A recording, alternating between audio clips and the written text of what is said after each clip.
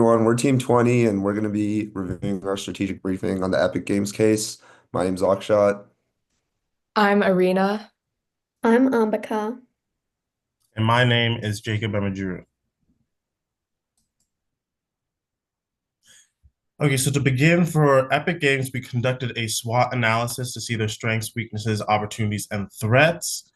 Among these four categories, we would say that the biggest threat posed to them is their weaknesses, most famously their dependence on Fortnite. While Fortnite has proven itself to be a very profitable cash cow for Epic Games, they run the risk of being seen as only the Fortnite company, and as such, people might not go after them for other products. However, they do still have significant strengths, not the least of which is the Unreal Engine, which has set the new standard for graphics in the gaming industry and reaps a great amount of revenue through its licensing. And also they split the profits of games more equitably with developers, which attracts the best talent to come to them. And they are faced with numerous opportunities, such as expansion into the newly formed metaverse, AI integration into game development, which is becoming more and more commonplace, and expansion into subscription gaming to compete with Game Pass. However, despite all this, there remain external threats which may not be under their control and still bear consideration, such as regulatory pressures, such as their famous legal fights with Apple and Google over payment of their app appearing in stores, and also emerging AI generating content platforms. While AI poses a significant opportunity, it is also a threat, as the more people who use AI to generate content and games, competition will increase, and also consumers themselves may develop a distaste for AI in their games. Moving into Porter's five forces, the threat of new entrants is pretty low for the gaming industry because incumbents like EA Sports, Xbox, Warner Brother Games, and Epics already have a lot of economies and scale, and you need a lot of high capital investment in order to become a proper player in the gaming industry. And the power of buyers is a moderate or a medium because although casual gamers do have very low switching costs, there are a large number of gamers and they all impact to very little revenue. And moreover, more famous gamers or bigger gamers are quite price sensitive and are also invested heavily in game ecosystems. As an example, someone who is a fan of Xbox tends to have the Xbox Gaming Pass and tends to use that religiously. So, considering both of these factors of casual gamers as well as more serious gamers, the power of buyers is quite medium. Moving on to the power of suppliers, threat of substitutes, and competitive rivalry, we've identified these as the most important forces in the gaming industry. The power of suppliers is quite high because, first and foremost, companies that are reliant on hardware do have semiconductor manufacturers who do have quite a lot of power because of the pricing that they do. Moreover, in terms of human resources, skilled developers, artists, and voice actors can also demand higher compensation, giving suppliers even more power.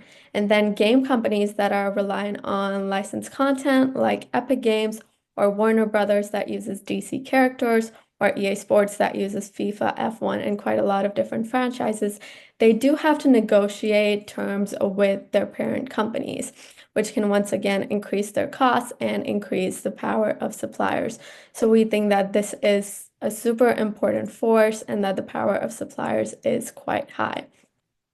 Moving on to substitutes, gaming is a part of the larger entertainment industry, and there tend to be a lot of substitutes in the gaming industry, whether it's traditional substitutes like reading a book or listening to music, or streaming services like Netflix, or social media, or live entertainment, sports, or even outdoor and social activities.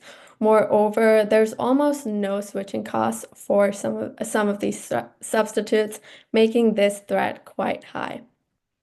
Moving on to competitive rivalry, that is also very high because there's a lot of major players like EA, Microsoft, Sony that are constantly battling for market share. This is also an industry that has quite a lot of high fixed costs and low marginal costs with medium to low industry growth. and somewhat similar products and frequent changes in buyer preferences, whether it's graphics, mechanics, or such. So overall, the competitive rivalry tends to be quite high in the gaming industry. We have come up with 5 strategic options which we believe should be considered for the future of Epic Games. One is the expansion of Battle Pass from Fortnite to other games produced by the studio.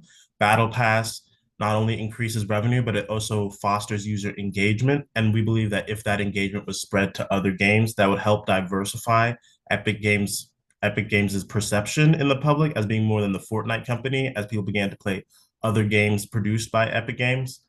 And also it would provide an additional channel of revenue as people would purchase these battle passes and would encourage their friends to do so as well in order to keep up with virtual skins and other goodies that their neighbors and peers would be using. However, this runs the risk of alienating consumers, as many gamers already believe there's too many microtransactions in games. And even though Battle Pass is not a microtransaction in the traditional sense, it may be viewed like that from the general public. And also, it would be difficult to coordinate Battle Pass rewards and the time it takes to get them across multiple games, as opposed to if you just kept it in one game. And while that coordination difficulty could be worth it in the long run, that may create bugs or may create a sense of unequal rewards among gamers in those early months. We also believe that another big hairy idea we could use would be that of a virtual Disney World. This would be a Disney World that was entirely virtual in the metaverse, created across multiple different servers. We believe this addresses the needs of customers, as currently many people do not wish to go to Disney World because of the long lines and how expensive it is, whereas a virtual Disney World would be cheaper and each server would have a cap on the number of people, making sure that more people would be able to enjoy the wide variety of experiences. But there's the difficulty of relying on third-party digital vendors, along with technical difficulties of even constructing such a space in the metaverse.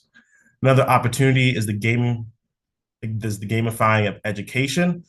One thing that Epic Games needs to do is they need to expand their customer base, as currently they kind of just have young men and women who are high school to college age who play the majority of their games. However, those people are destined to get older, and it makes us reliant on attracting the youth.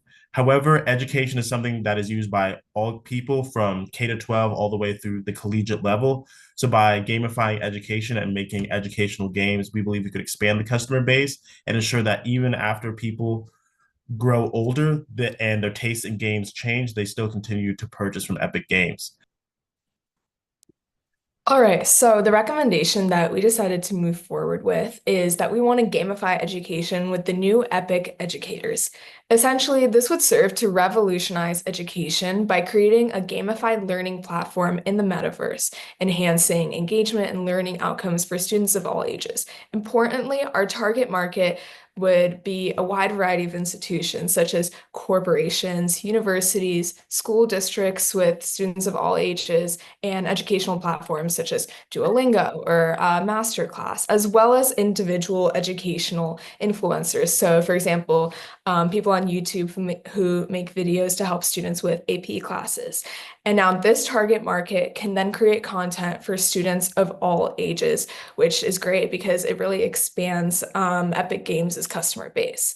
So we want to empower educators to design and distribute these educational experiences using the Unreal Engine platform. The impact of this is that it allows Epic Games to diversify to a new revenue stream beyond Fortnite, expand their metaverse vision for the future, and also boost their brand image as someone in the education space, like really innovating and creating new experiences.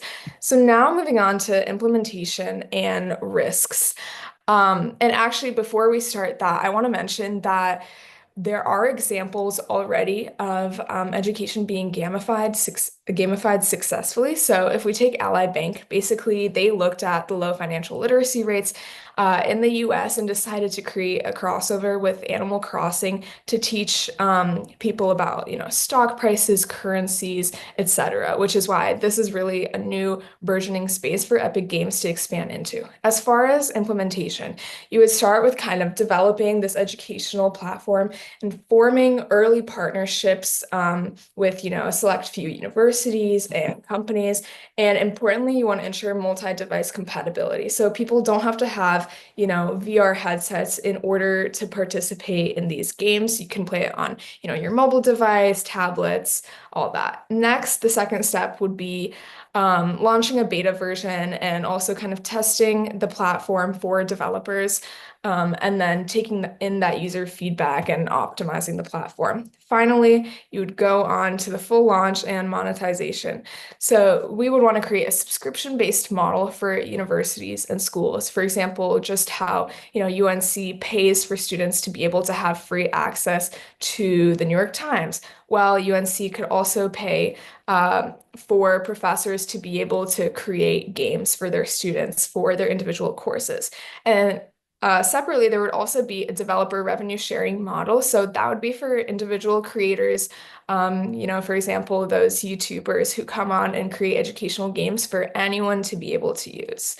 And then as far as risks and mitigations, one of the risks is that it might be challenging for educators without experience in game development to create games, but that's why it's going to be important for Epic Games to provide plenty of training resources and user-friendly tools as well as templates to kind of simplify that content creation. Another risk is that Epic educators may be perceived as a competitor to existing, online education systems. But that's why we should position this platform more as a complement to traditional education rather than a replacement. So, it just provides an additional interactive experience without completely replacing anything. Cool. So I think Jacob touched on this one a little bit in the SWOT, but one of Epic Games' biggest strengths came last year when the Walt Disney Company and Epic Games collaborated on an all-new games and entertainment universe that will further and expand the reach of beloved Disney stories and experiences. And also, Disney invested $1.5 billion to acquire an equity stake in Epic Games alongside a unknown multi-year project. So our recommendation here is the creation of a first ever fully immersive Disney theme park experience inside the metaverse called the Digital Kingdom. So what does this initiative do? It essentially allows Epic to move beyond Fortnite, expanding into the mass market entertainment space, attracting users who wouldn't typically engage with traditional gaming. Disney's physical theme parks welcome over 150 million visitors annually, but its often access is limited by cost, location, and availability. But the Digital Kingdom eliminates all these barriers, making the Disney experience accessible to anyone and anywhere. The move also really positions Unreal Engine 6 as a dominant tool for metaverse development, and it solidifies Epic's competitive edge over platforms like Meta's Horizon Worlds and Roblox and things like that. So, what does this do for Disney as well? Because it's a twofold partnership. Well, it captures next-gen audiences in digital-first spaces. It turns the metaverse into a new revenue stream, and it keeps Disney brand top of mind beyond movies and entertainment and things like that. And what does this do for Epic Games? Well, with this strategy, Epic Games expands the reach for beyond gamers and into mainstream digital entertainment. Currently, their core audience consists more of Gen Z and young gamers, maybe gamers our age, who are heavily wrapped up with Fortnite and very surrounding the same type of games. But the Digital Kingdom unlocks an entirely new audience of Disney fans, families, casual users, and Gen Alpha who already engage with Disney's content, but have not yet entered the metaverse ecosystem. So implementation, we recommend a phased rollout that strategically builds engagement, monetization, and long-term dominance in the digital entertainment space. So the first phase is Fortnite integration. That's immediate engagement, right? They can funnel all their users through Fortnite. They leverage Fortnite's existing player base of 70 million monthly active users to drive engagement through Disney-themed game modes, exclusive skins, and interactive experiences. And they can also introduce Disney branded limited time events that we know Fortnite's good at and Epic Games has tried and done before. The second phase is the Disneyland metaverse itself, the standalone digital kingdom. So they can develop the full-scale digital kingdom and introduce like monetization streams, virtual park tickets, in-game purchases, premium experiences, and exclusive merch. And the last is the expanded monetization, basically. Just integrate real world e-commerce, allowing users to truly buy physical Disney merchandise within the metaverse itself. So when it comes to risks and mitigations, there's a lot of risks with this strategy itself. But it being like pretty big, hairy, audacious goal, there's a very high chance that users may not engage deeply if the experience lacks real world incentives. So they can incorporate cross-platform benefits such as Disney Plus subscriptions, park discounts, exclusive movie premieres, things like that to drive engagement. Another is that competition from other metaverse projects, which are very, very known and popular, like Meta.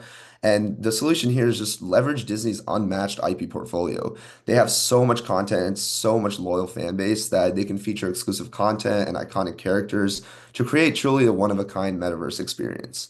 And the third risk is some users may prefer physical theme parks over digital alternatives, and that's just, I feel like as time moves by, that's slowly going to be rid over. But the solution there is just enhance immersion through VR compatibility, AI-powered characters, interactive AR elements. And I think with the current tech that Epic Games is developing and with this partnership, they can really rid that.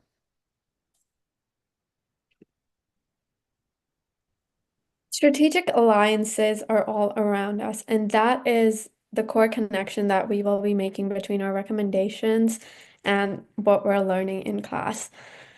The Epic Games and Disney partnership shows the growing importance of strategic alliances in the gaming industries, as it helps companies seek innovations and agility in an evolving digital landscape.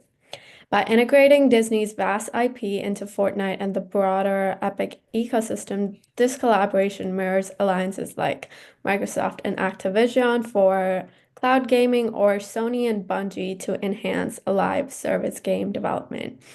Alliances like these help companies to experiment with new technologies, share risks, and test their long-term synergy, which would align with Epic's metaverse ambitions and Disney's push into interactive entertainment. This can further evolve through our recommendation of taking Disney parks into the metaverse and opening them up into new possibilities.